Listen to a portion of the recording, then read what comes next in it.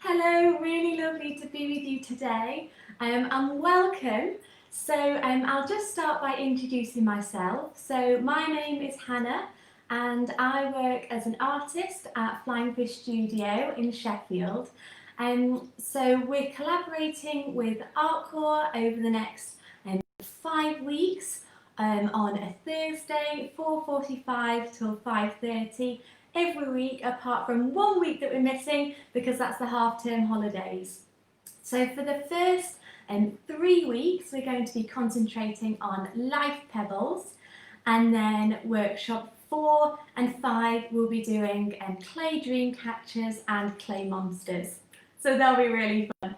So although I'm teaching specific workshops, actually you'll learn lots of new skills which you can then use however you would like. So over the course of the next 3 weeks, these are the pieces that we'll be creating. So life pebbles, these can help us talk through our feelings, our hopes, our dreams, things that we might find difficult. So one idea of how we can use these is perhaps at a family dinner maybe.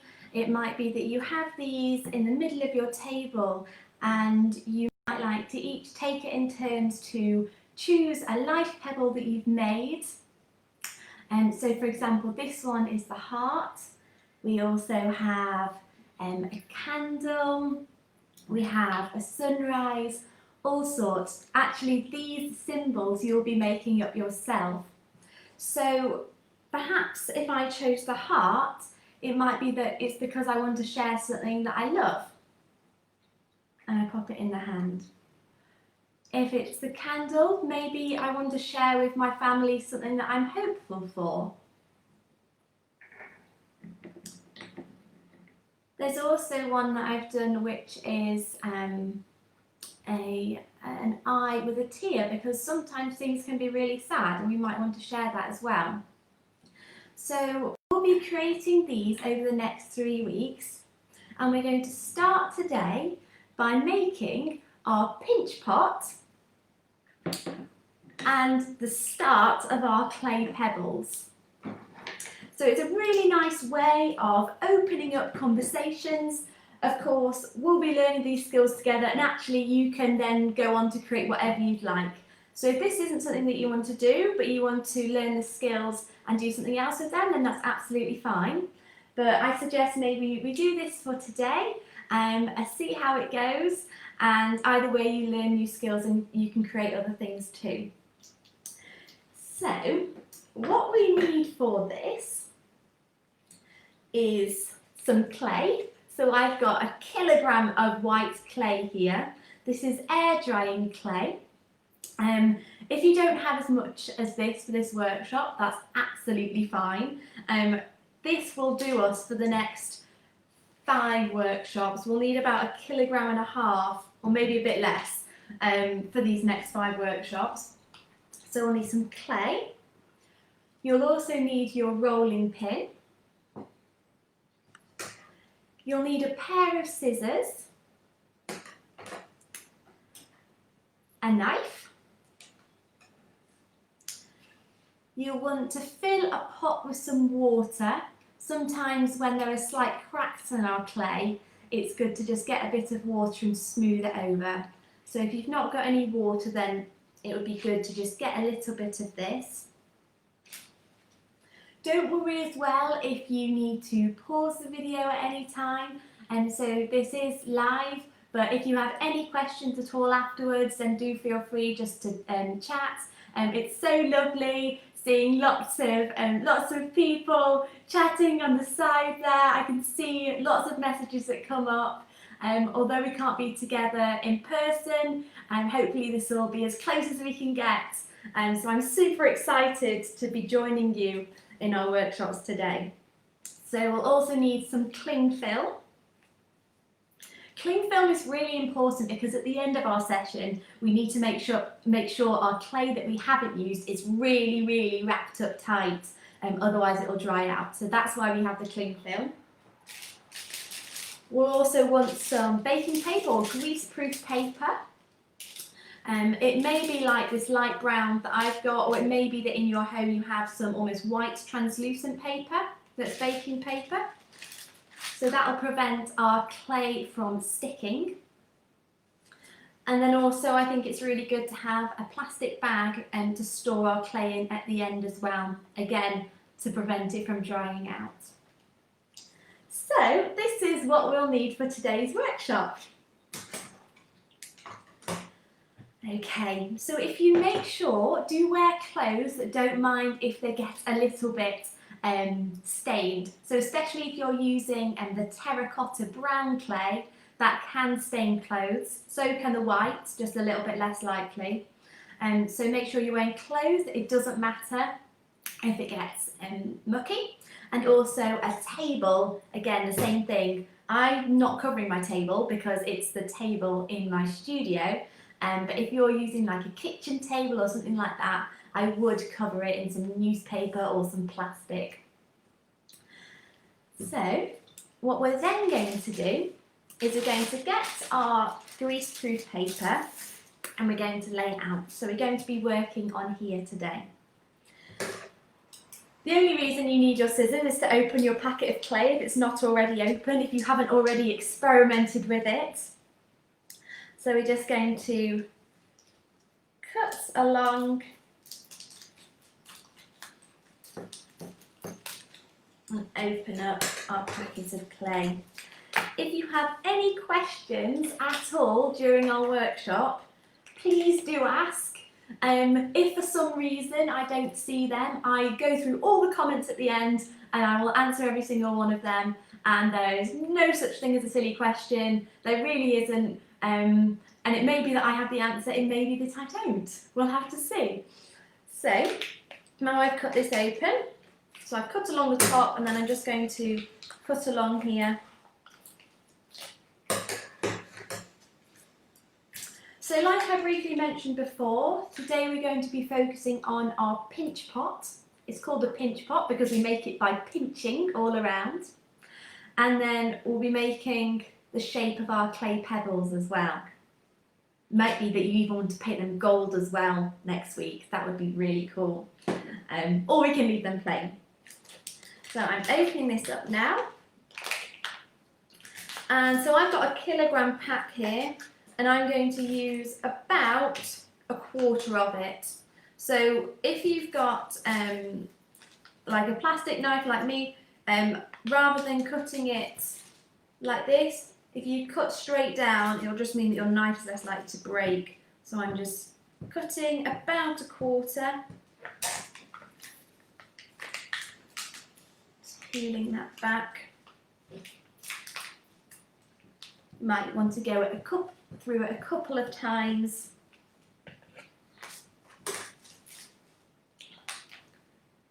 Lovely. And then we have our clay. This is a wonderful medium to work with. I absolutely love working with clay. We're using air-dried clay because it means that we don't need to put it in the oven or in a kiln, which is basically a really hot oven. We can just take it straight from the packet, and it's the air that dries it out and makes it solid. So once we've got our bit of clay that we're going to be using, we're going to want it about the size of a satsuma, I would say.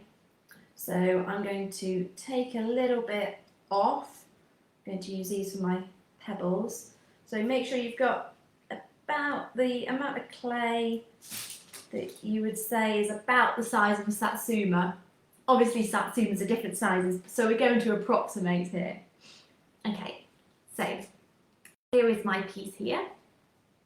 And then we want to knead the clay, okay? That makes it more pliable and easy to shape. So just like kneading bread, if you've ever made bread and popped it in the oven, it's the same kind of thing. Because we've only got a tiny bit though, it's sometimes hard to knead. So to knead, you use this area of your hand and then push down on it and fold it back up. But because it's so small, I tend to just squish it in my hand like this, making it nice and pliable, making it easier to work with. Okay. once we've done this, we're going to roll it up into a ball.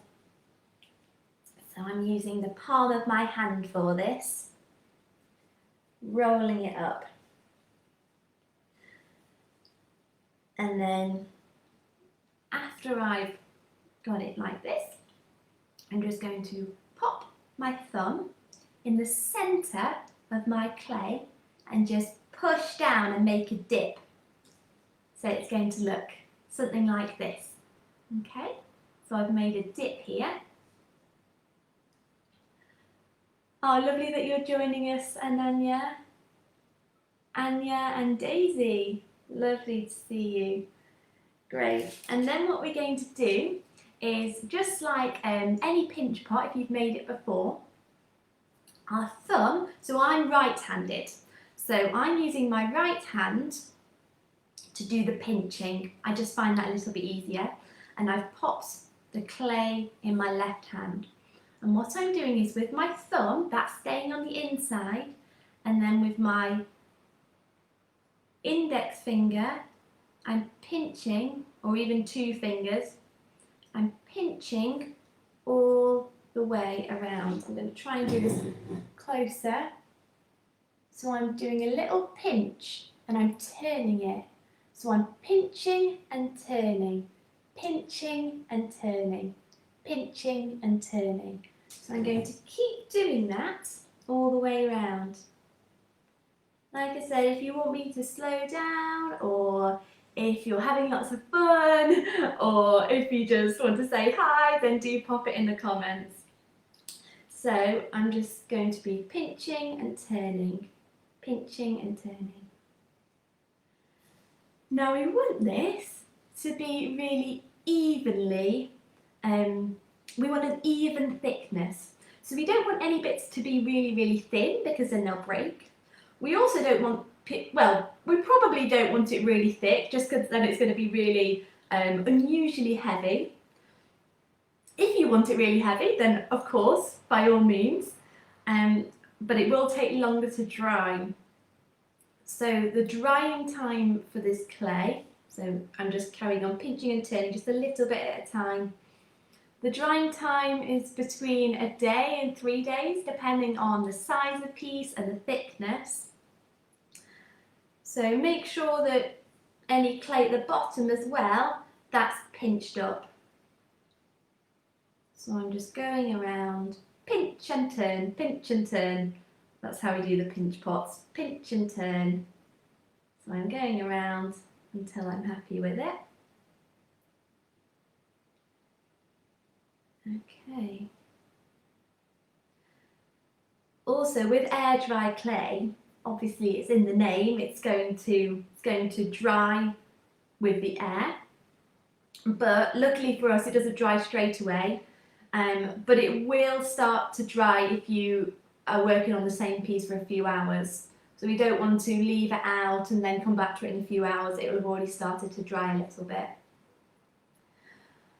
Now I'm making sure that the top as well is not too thick. I'm pinching around the top. When I say pinch, I'm not doing like a really hard pinch. I'm just almost like a little squeeze. Maybe it should be called squeeze and turn. Just with your little thumb and fingers. Okay. So here is my pinch pot. If it doesn't work the first time, that's okay. You can roll it up into a ball, squish it around a bit and start again. It does become a little bit harder the second time. There tends to be more cracks in it. So just be aware of that, or you can get some new clay, but obviously you just don't want to waste clay that's perfectly good still. So once we've got our pinch pot, it's now time to smooth down the edges. So although we've created this really quickly, a really important part, which I'm probably going to spend a few minutes doing, is actually smoothing it all around. So I've got some water in here, and I'm just going to dip my finger in. I'm holding my clay pot just lightly there, and I'm going to smooth it down. It may be that you don't need much water at all if your clay is wet. But actually, either way, don't use loads of water. You really only need a little bit. So I'm just smoothing it down. What will happen is if you use too much water, the moisture evaporates from it. And then what happens is the clay shrinks a little bit, and that's how the cracks are created. So we need to really limit the amount of water that we use. So yeah, just don't go overboard on it. Now if it's anything like mine, the inside will probably be pretty smooth. It's the outside that I'm trying to get really nice. With my pinch pot here,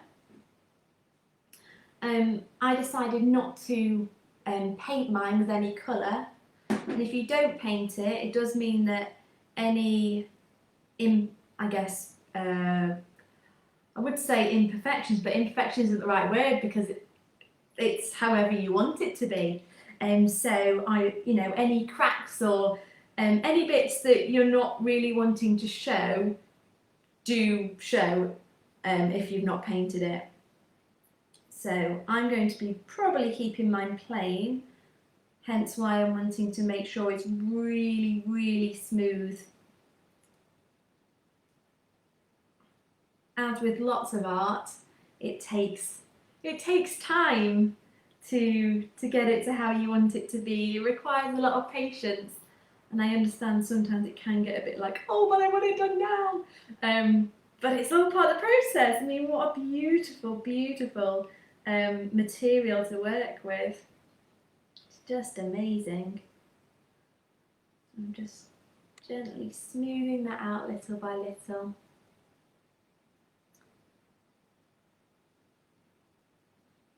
If you've got a fairly big kind of line down it, you can even get your fingernail and kind of just almost like stitch it together, I suppose, with your fingernail.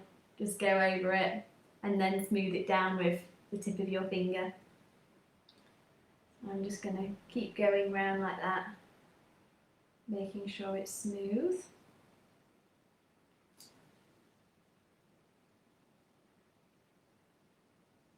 Okay, now I'm using my white clay for this purely because that's the look that I want at the end, okay, with the gold. But you can choose whatever colour of air dried clay you have. You can use the terracotta if you have any of that. So I'm just going to continue going around. We'll be making this pot in our own style in a sec, so we're just making the basics of what we're then going to make our own and customise. Right, my outside's done. I'm going to do a little bit on the inside. Make sure the top as well is nice and smooth. I'm just going around the top.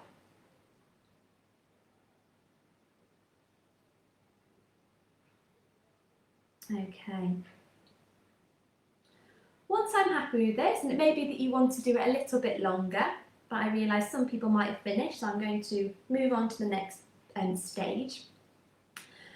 It may be that you want to just leave it, just a smooth top, or I'll show a few different examples now. So in this one here, I pinched around the edge to create like a fluted look, a curved edge. So I'll show you how we do this one. We could also use our knife, see-through knife, to cut patterns out as well, maybe to create like a zigzag top. If you have any other ideas, it would be really lovely to hear from you, and then maybe I could try that out on mine as well. So what we're going to do now is, if you want to do the pinch effect look, I'm just getting my thumb, and this is my index finger, we use this one a lot, and I'm going to put my thumb on the inside, index finger on the outside, and I'm going to pinch. Then I go around and I pinch again. And I'm just going, you might not be able to see it that well on the camera, but what I'm basically doing is creating this kind of pinched effect. So I'm going around and I'm pinching, and then I'm pinching again, and they're all evenly spaced. You'll notice as well when I held that other clay piece up that your clay, if you're using the white clay like me, actually it's quite grey when it comes out the packet, or once it dries it does turn to this white. If you see it's quite a contrast. So that's one way that you can do. You can do this kind of fluted edge, or if you like, and I'm just going to improvise with this same piece, is if you get your knife and then on your surface you can cut sections out. So I'm going to cut a section and then I'll hold it up so you can see what I've done. You see? I've cut a section out, and so I could do that all the way along and create like a zigzaggy effect all the way along the top. I think that's something that I'm going to do actually. So I'm going to do a zigzag. What else could you do? You could do all sorts of different patterns. You could do, if I just did lots of knife marks along the edge. On the inside you get that lovely pattern, so that might be something that you enjoy as well. You can do whatever you choose on the top. For me, art, we want to have fun, we want to experiment, we want to be creative. So sometimes I do things and I think, oh, I really enjoyed that, but I'm not that keen on what's come out. But hey, at least I enjoyed doing it and I experimented. Sometimes when I experiment, I think, oh my word, I'm so glad I experimented, because not only did I enjoy it, actually, I found something new that no one's done before, or at least I've not seen it done before. And then that's the way that you figure new things out. That's how lots of people figure new things out, is just by experimenting. So if you can see, the zigzaggy effect is coming along. If you're a little bit faster than me on this, and you feel like your first pinch pot is done, although the Life Pebble set only requires one pinch pot, it might be that you want to create another pinch pot for another reason, maybe to keep other things in. So if you want to do that, then you can. If you have a whole kilogram of the white clay, then you will have enough to create another one of these. So remember, it's the size of Satsuma if you do want to. So I'm almost finished. There we go.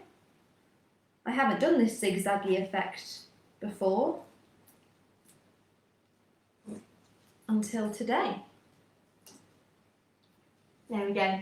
Okay. So now I'm happy with this. Again, you smoothed all the outside, but now you might see that the top itself has actually got like a few it's not as smooth as you might like it now. So, same technique, water on your fingers, and then just smooth it out. If you've got the spiky one, then it's good to use your 2 fingers and just go up like this. If you've got an intricate top, you can use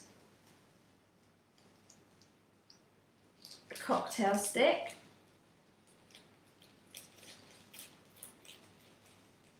If you haven't already got the materials that you need for this workshop, then I'll pop a link below, and that way you can see where you can access them.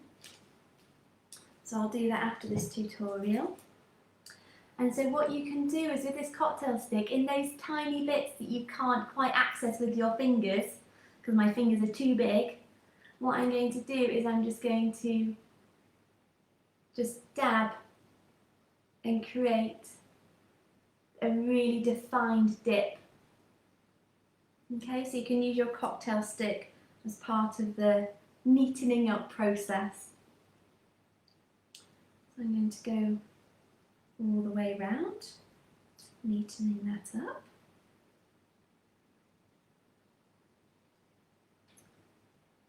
All the way around. If anyone has any questions, do let me know. It would be lovely to, or even any new ideas. Oh, I love experimenting with new ideas. If anyone has any. If anyone has any photos that they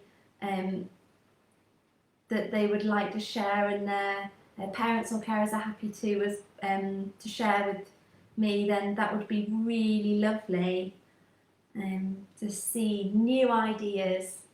Okay, so here's my spiky bowl, making sure that it's all smoothed down. Great. So now I'm happy with that. I'm going to leave it on my greaseproof paper to dry. I reckon this will take at least a couple of days. If it wobbles, so my one here, it kind of wobbles a bit, I actually quite like that tilted look. So I'm going to keep it tilted. So yeah, I like that because then you can, when it's on the table, you'll be able to see all of your life pebbles inside. That's quite nice.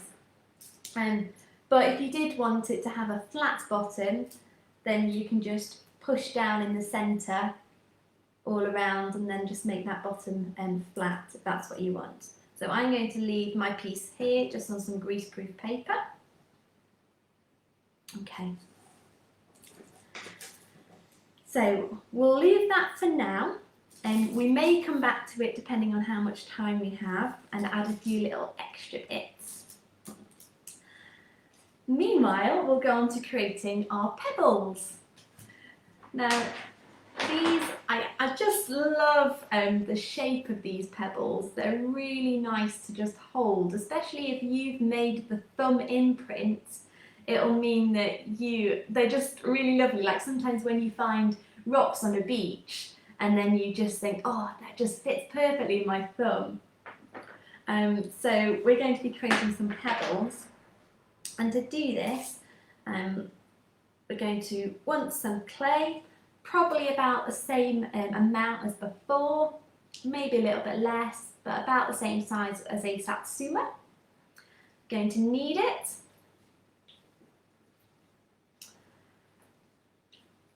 There we go.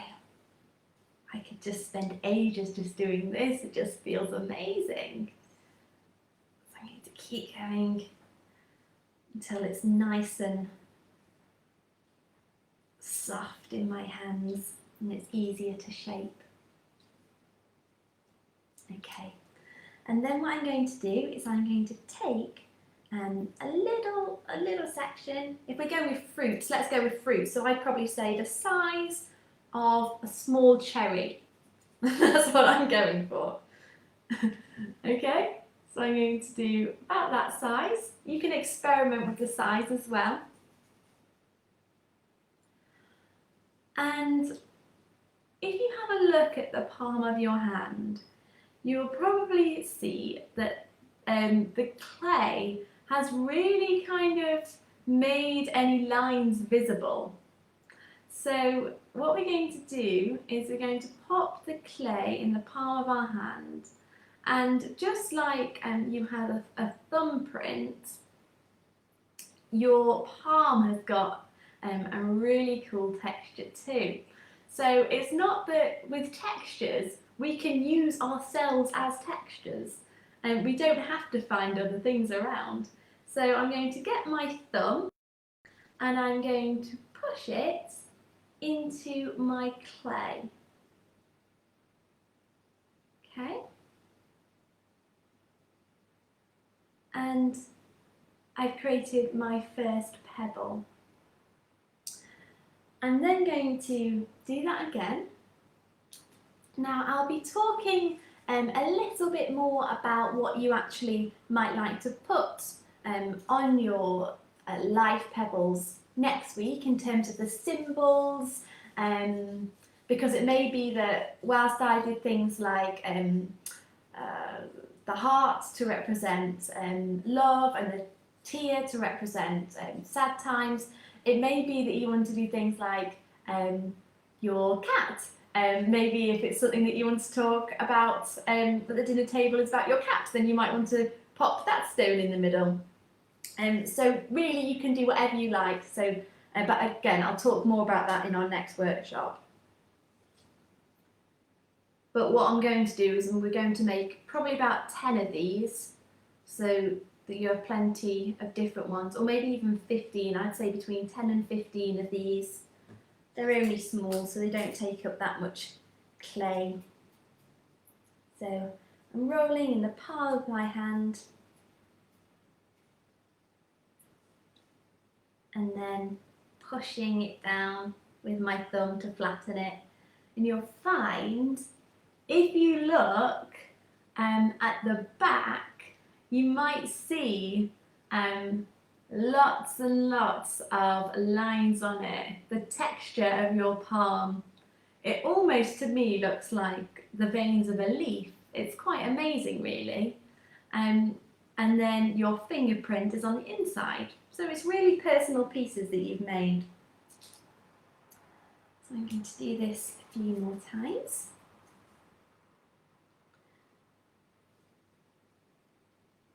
So pushing it down. If like here, because my clay's been out for a little bit, and I must say, with your clay that you've finished with, do make sure that it's wrapped up, okay? Maybe even pop a bit of sellotape over here. Just make sure it doesn't dry out, because that'd be a shame when next week when we come back to it, it's dried out. So with clay, if you want it to prevent it from drying out, leave it in a cool and dark place. Okay, that's where it's best to leave it, so that less of the water evaporates.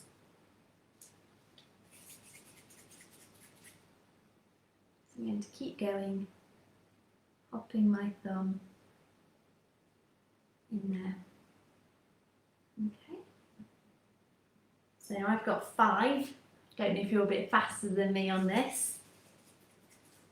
You can try bigger pieces as well, see what you prefer. The bigger pieces, it'll just mean that you have more of an edge around your piece. With smaller pieces, it'll be more of your thumbprint and less of an edge.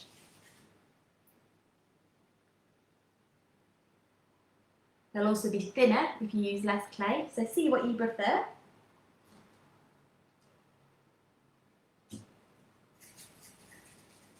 Just looking at the time we've got. Okay, that's good. We're good for time. Okay.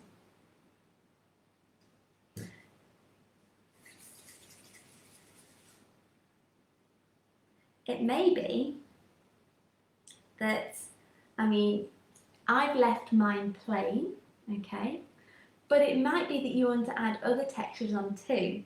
So clay is a wonderful thing in that you can experiment with texture and then you can squidge it back up again. If you do it loads of times, then it will dry out. But I'm going to experiment with texture on this one.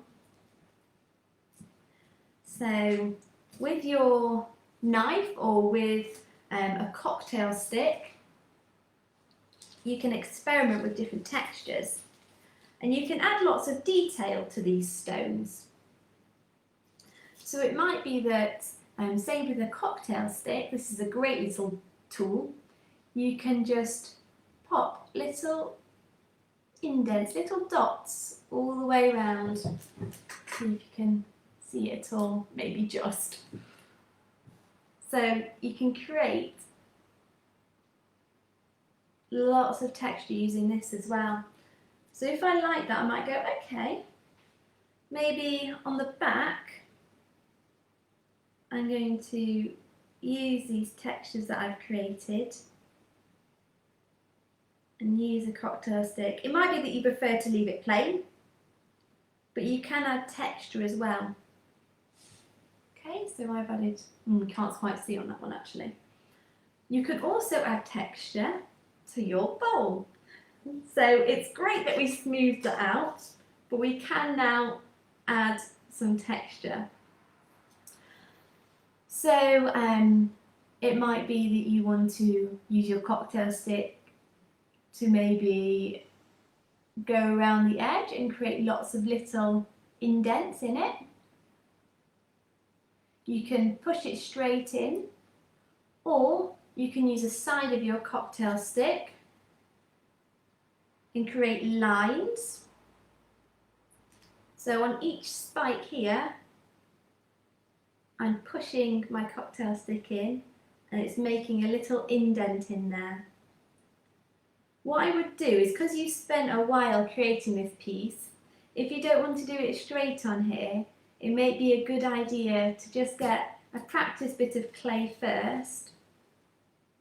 Just experiment with texture. Experiment with texture, not just from your cocktail stick, but also maybe your knife. Maybe you've got like a pen here. Okay, you can create textures with so many different things. I've never used this one before, but wow, this is absolutely lovely. I'm really hoping it shows on camera. Oh, it might not. You know what? I'm going to post this texture in the comments after this video, because this is amazing. You can use things from around your home as long as you don't mind them getting a little bit of clay on. Then you can use loads of different textures. This is just something that I found on the table. You could use your fingernail to create texture as well.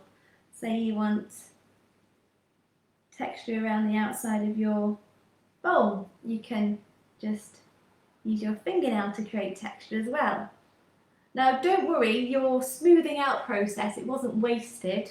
It's really good to always do this on a smooth surface. Yeah. It makes your pattern stand out more if it's on a smooth surface as well. So I'm going to go with the fingernail technique, and I'm going to go around and make the indents. Again, if you finish with this bowl, do feel free to create another one. Experiment with another pinch pot. Remember, it's a pinch and turn technique. If you want to look back on any of this, then you can do, and just remind yourself of the technique. Obviously, if you chose a bigger piece of clay, maybe a clay rather than the size of a satsuba, maybe the size of an orange, then you'll just have a bigger pinch pot. If you want a tiny one, and maybe you want to store tiny things in it, or you want to make tiny life pebbles, then just get a smaller piece of clay at the start. So I'm almost finished going around here. And I'll post some photos of these textures afterwards in the comments so that you can see.